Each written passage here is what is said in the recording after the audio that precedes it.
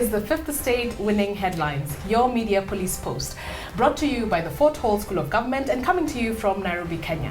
In this segment, we summarize some of the headlines that you might have missed this morning, and we also take a look at the political pieces that we call cartoons in this country. Today is the 13th of November 2019, and I am DM. I am Tuam. And I am GK, and in case you missed the headlines, here they are. Daily Nation. Naruto allies turn their guns on Matiang'i. In the Star, Musalia, Weta, Kalonzo's 2022 tough options.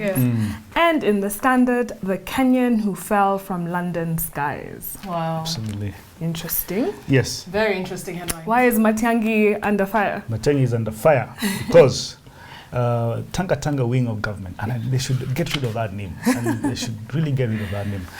Have they stopped Tanga? Maybe. And you're the one perpetuating it. By broadcasting. They refer to themselves as Tanga.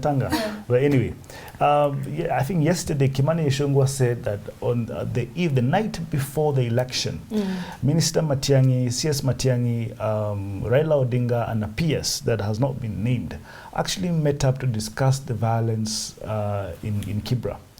And to plan or to the impending violence? Yes, or rather he alluded to. So it was a scheming meeting. Yes, that ODM benefited from lack of government taking action on violent people or militias in KIBRA. That's what he was saying. And I'm like, oh man, just stop the excuses. Your boss already said that he did well. He gained 12 or 16% from the last election in 2017. I think it's time that we move on. Yeah. It reminded me of assassination letters and meetings and you know, that whole drama. The dark schemes. But is this misplaced anger? Is this, I actually, Matiang'i, or is it just the president that they want to? I was going to say just that. I don't think it's misplaced. They're just purposely putting another name there. Because if the headline was honest, or the people talking about the headline, it would be now RUTO allies turn their guns on Uhuru Kenyatta. Yeah, and I mean, can you guys expect, literally, I've been criticizing Matiang'i on this table, but now I'm going to defend him. Can you imagine a national security minister going to meet someone in Karen, of all places, to discuss how some ragtag militia in Kibera will be helped to cause trouble? I mean, honestly. It doesn't sound far-fetched. Well, the encouragement I would give Matiang'i is this. Yeah. Take the full glory. You're being given more power than you actually have. Absolutely. That you have the power to influence an election or whatever it is they're accusing him. Yeah. Absolutely. Well, we do have a 3-part criteria that we use. We ask ourselves, is it topical or speculative? Is the headline repetitive or groundbreaking? And is the headline thoughtful or just plain lazy?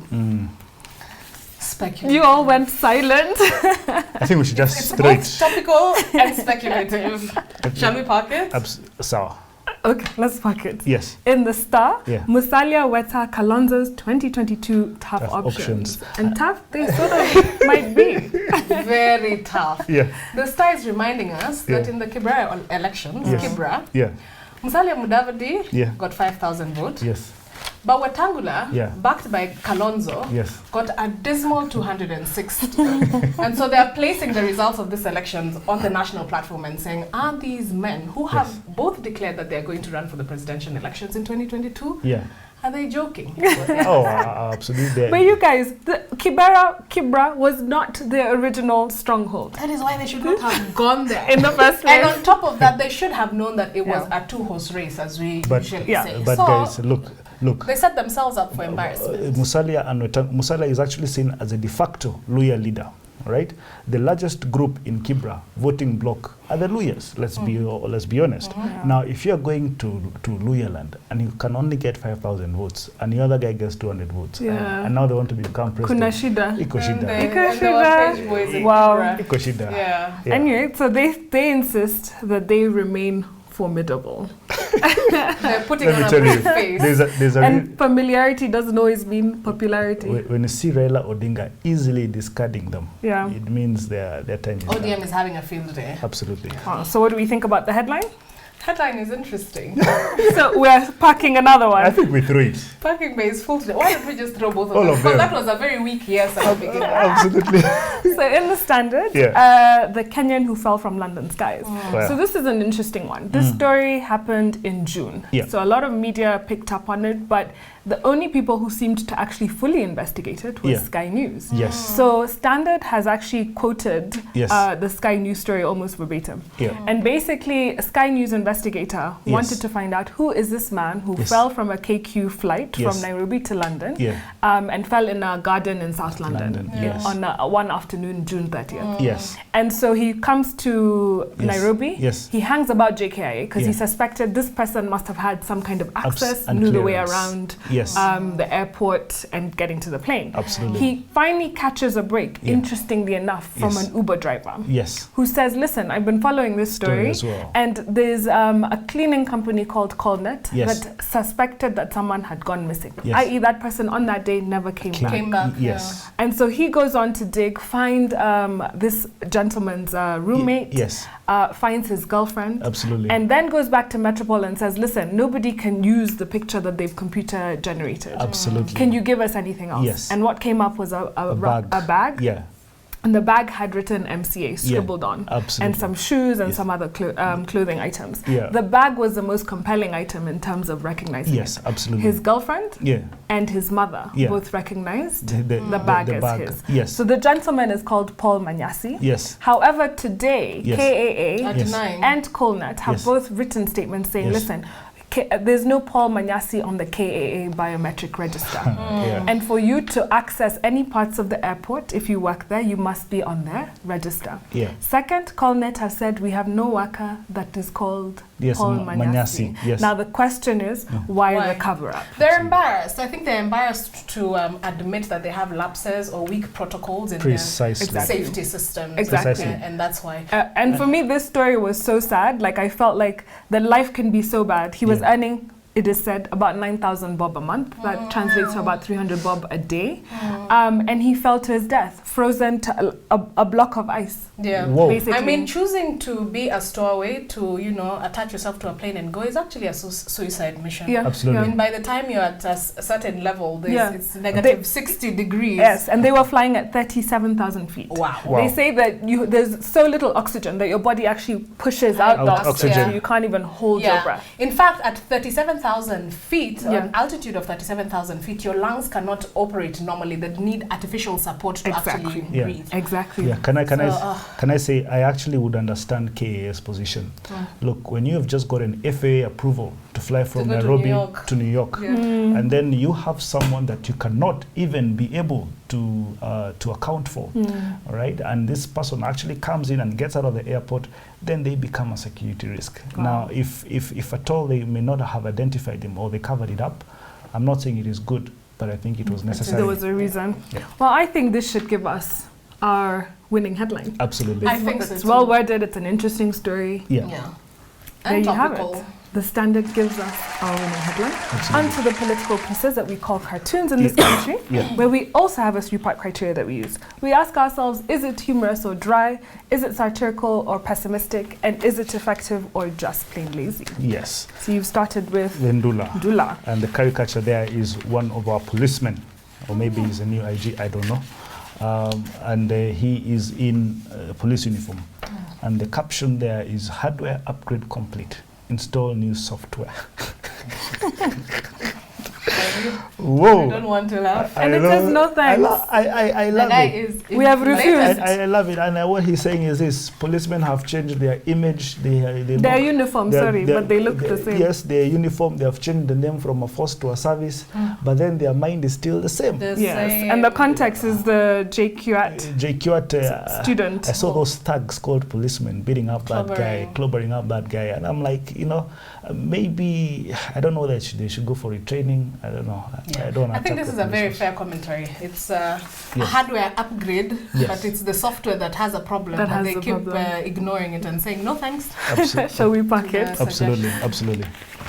Here we have GADO. Yes. So GADO has drawn the International Conference on Population and Development, which is ongoing this week. Yes. And then he has a line of the Wanjikos, and you know, the average Wananchi. Yes. And then the guard or the person at the front desk is saying, marginalized community. Never heard of such an organization, and I can't see your names in the list. Yeah. Oh, man. And I think here he's just making a commentary on the irony of we're discussing Yes. these marginalized populations, but And they don't But have they a don't seat space at the table. table. Yeah, Yes. basically. So the fancy people showing up. Also a good Yes. thought-provoking cartoon. Yeah. So we have Celeste. Yes, Celeste. We Yes. have Celeste. Celeste has drawn Kenya Yeah. walking in some pair of akalas Colors, yes. and wearing a gas mask. Yes. And all around Kenya is actually smoke coming out of some chimneys chambers, or attached to Kenya. Yeah. And it's toxic health, toxic leadership, toxic unga, toxic milk, toxic everything. Yeah. And watching Kenya on the side is a skunk who is perplexed, which is interesting because the skunk itself usually smells very bad, but there's someone who's smelling worse than The skunk. and that is Kenya. I love it. Celeste, this was so good. I really loved it. Pessimistic, but hey, But funny. Funny. Is very funny. I think we It's give it humorous. to Celeste, I think so too. to our new kid on the block. I love this. I love Unanimous. this. I love There this. we go. We have a winning cartoon from the start. Absolutely. So what is our final thought? And now, our final thought. And it is entitled Mwakenya, The Unfinished Revolution by a man called Maina wa Kenyati. And it's not the first time we're doing Maina wa Maina wa Kenyati. Maina wa Kenyati. We did him when we did the Mau Mau week, Yes. and he wrote the Dedan Kimathi Kimathi. papers. Or not, Absolutely. he compiled them. To compile them. Yeah. Absolutely. Yeah, and we must mention that this book is also a compilation. Yes. It has his thoughts, but it's also a compilation Mention. of different works which we will Absolutely. mention. Yes. So Maina wa Kenyati is a Kenyan writer and historian, foremost. In 1982, he was a prominent university researcher known for having Marxist views and being critical of the government. Yes. And in that same year, Yeah. he was arrested and sentenced to 6.5 years in committed prison Yes. for possessing seditious literature. And the document was entitled Moi's Divisive Tactics Exposed. Yes. Wow. Must have been a good read. So, of course, Moi's government deemed this to be seditious because it was critical of the government, and although it actually did not advocate for violence. Yes. So, Kenyatta's trial was largely shambolic. In fact, the judge in his case linked him to the coup, Yes. to the 1982 coup, and after that he was thrown into prison, and during that time Yes. he was severely mistreated. He was actually tortured, his health deteriorated, causing his vision to be impaired. Apparently he had growth in his eyes. Absolutely. After he was released in 1988, he received word that the government wants to arrest him again. So he fled to Tanzania. I think Yeah. it was Tanzania. Yes. And from there, he applied for asylum No, to the yes. United States. And I Yes. think that is where he still teaches Resides? Yeah. Okay. and resides. So Yeah. in this book, Kenyatta discusses the Mwakenya movement, and I'll just give a brief description. Yes. Mwakenya was an underground socialist movement whose Yes. goal was to dismantle what they call the neo-colonialist government Yes. under President Moi. Yeah. So the book covers the period between 1974 Yes. and the year 2002 when Absolutely. Kibaki got into government. Yes. And it's called Unfinished Revolution, at least in our opinion, Yeah. because he says that by 2002, when Kibaki took the helm and the Moi regime was over, the Kibaki administration was still the bourgeoisie in content and in form. Remember, he's a socialist intellectual. Yeah. Yes. Yeah. And its aim was to preserve the neo-colonialist system without Moism. And that's why he says the revolution Yes. did not end, Yeah. a luta continua. Yeah. Viva, as Viva, our General. friend in Canada would say. So in this comprehensive book, Yeah. Maina Kenyati does yes. two things. Yeah. The first one is that he gives a very thorough description and explanation of the formation of the Mwakenya Party. He tells us of its transformation from the Workers' People's Party, as it was called. This was back in 1974. And then to the December 12 Party, or DTM, in 1982. And finally to the Mwakenya Movement in 1985. Yeah. The other thing that he does in this book is that he gives historical accounts, and I think using a very brilliant method, which is a compilation of different documents, like articles from underground publications like like Pambana and Mwaguzi in the 70s and in the 80s. Also press releases, speeches. One of them is from Ngugi wa Thiong'o, who in 1994 was actually the spokesperson of the Mwakenya movement. He gave a talk in a conference in Kampala. Committee reports from meetings and such like. But also, thirdly, what he does is this book is sort of a manual for revolutionaries because he gives a lot of even recommendations for readings from Cabral to Marx to Lenin, from Thomas Sankara. He even quotes Museveni, which I think he probably regrets. And then, I would recommend it to all budding revolutionaries. As a go-to and a how-to. He even tells you how to hold meetings. You know, he even tells you what to do when you get arrested, how to behave. Fantastic. Absolutely. Yeah. So a useful manual of our times. Absolutely. Right. So Mwakenya also discusses something they call Pambana. So Pambana is what they call the organ of the December 12th movement. So they decided, listen, our media is increasingly one-sided. So you have a regime that is controlled by the East African Standard at that time and the Daily Nation. And I think the Kenya Weekly. But they almost always represented the elite, foreign white settler interest. In fact, at that time, one was owned by Lonro, one was owned by the Aga Khan. I think one is still owned by the Aga Khan.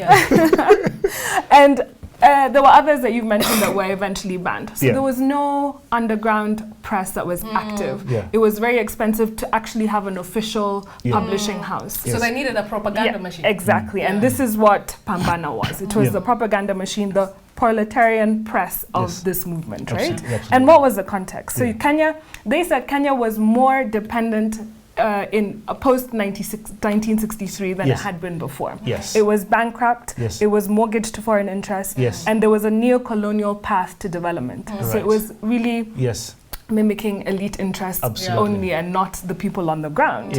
And so Pambana was born, right? And they said, listen, the idea here is to mobilize the masses of the people to overcome the dangers of political inaction. So the thing they feared most was that this repressive regime would stop political consciousness. And this is what now Pambana came to do. In fact, their first issue was published in May 1982, and it outlined everything that they wished to achieve, their philosophies. I mean, it was very well done, right? And they said this was going to be the format. It would be pro-Kenyan in content and style. It would be anti-imperialist and anti-capitalist in content and function. And it would be alive to agitation. And so that basically it would appeal to people's political, you know, let's get up, let's do something. Let's influence the world we're living in. And so they said that the content would be both general but analytical. And mainly it was to expose the Kenyan masses to the correct analysis of ideological and political issues, and to develop, again, consciousness. And it sort of is what we ask at the Fifth Estate all the time. You know, is what you're being told in the dailies being, are you being choice architected? You know, is someone looking at it critically? Is someone nudging you in a certain direction, right? And they said they would also discuss topical events and issues, but they would be subjected, and let me hope I get this right, dialectical, materialist analysis, right? So basically how material factors are the basis for shaping some of the changes and the conflicts that you would see in society. And then in June 1983, and I think one of the other, one of the editorials, it was called Release Political Prisoners Now. So some of those guys that you've mentioned, from Edward Oyugi, Willie Mutunga, who we did yesterday, Maina Wakinyati himself, Alamin Mazrui, Koigi, and it said, you know what, we need to release these people now. And they demanded for this, right? This was never going to be in a mainstream newspaper. The thing that I think that I really like the most is their rallying cry. Long live Mau Mau. Long live the people's struggle. Pambana, Pambana, Pambana. And guys, what does Pambana mean? So it's a verb, in case you don't know, with several meanings. Pambana can mean to strive, can mean to struggle, it can mean to confront. Often so it was all these things actually in this context. All those things. And sometimes nowadays you meet very rich people and they tell you ni kupambana too, right? Pambana na hali yako. But you also meet the late Otieno Kajwang, not meet what he used to say. He used to say Bado mapambano. Exactly. So it's a legacy of resistance that I think has lived on in Kenya. And they also say, well, people united shall never be defeated. There you go. No, these people were actually formidable and they gave Moi sleepless nights. nights. Oh, Very yes, sleepless absolutely. nights, exactly. Yeah. So one of the things you'll notice when you read this book is the central role the special branch played. And this book gives tribute to a man called Bishop Alexander Kipsang Muge. Now, many people think that there's a man called Cabinet Minister Peter Okondo. And Peter Okondo once said that because he knew Bishop Muge was going to Busia and he was going for a meeting, and he told Bishop Muge that if should you go to Busia, you will not come back alive. Yeah. All right. Now, everybody, and probably even in this book, even in the tribute, they think Peter Okondo and State Machinery killed him. Now, it just so happened there is a man called James Katwenge. James Katwenge is former special branch. Now, James Katwenge actually has the narrative, actually narrated how Bishop Muge was killed.